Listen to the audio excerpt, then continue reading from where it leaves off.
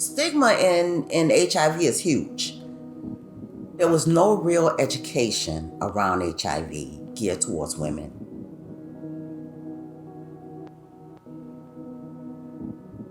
I get pregnant with my daughter in 94, and on April 1st, I get a phone call, April Fool's Day. And the lady convinced me she was really from the hospital. And she asked me when I was off, could I come back to the hospital because they needed to talk to me. And I go to this room, and this lady is sitting behind a desk. She takes the papers and put them in front of her face, and she says, well, Ms. Brown, you have AIDS and you're gonna die.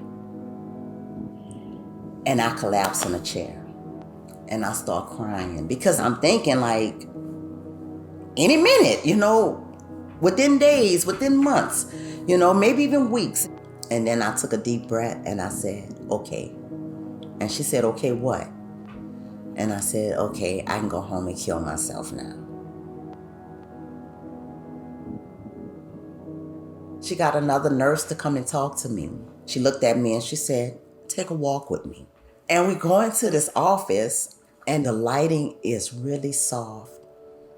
She brought me there to talk to me about a study they were doing. Remember, this was 1994, and the study was called 076, the ACT study, to see if a mom took a certain medication, if it could keep the baby from contracting HIV. And I said, I'll do it. Because I was willing to do anything to make sure my baby was okay. In my mind, I still knew I was gonna die. But I knew I had to give this baby, this child, a chance. And after she was born, I realized I had to do everything in my power to make sure she grew up with a mom. And early on, when I was pregnant with Jemani, my daughter, I was in labor. And the lady was bringing me up to labor and delivery. And this guy gets on the elevator, and she takes my papers and she turns them to him. And he said, what a waste. And I was so stigmatized at that time, I didn't have the words to fight. Stigma in 2021 is still huge. HIV now lives in the South.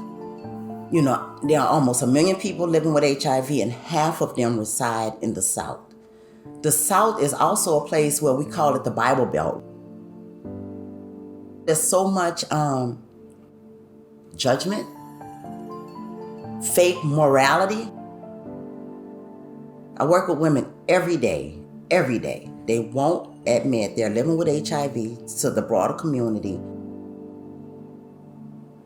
The only thing I think of when I think of same-gender loving, bisexual women, pansexual women, and HIV is we have to do a better job telling this story. I disclosed my status as living with HIV on TV. Get a phone call from our local Channel 4. And she's like, hey, your name was given as a quiet hero. And we want to talk to you about being a woman with HIV. And I did the interview. We sat at the organization and we watched it. And the phone kept ringing. And women were calling. One woman called and she said, I was diagnosed 10 years ago and I have never been to the doctor. She's saying, seeing how good you look, I'm going to the doctor. And I realized that in my fear, in my fear of saying I was living with HIV, I wasn't giving my community the help they needed. They needed to see a woman living with HIV because we had a lot of men that were saying they were living with HIV. That was no big deal. But there were no women. And the community needed to see that in order to know that you can have a good life. You can be healthy. You can do all of these things.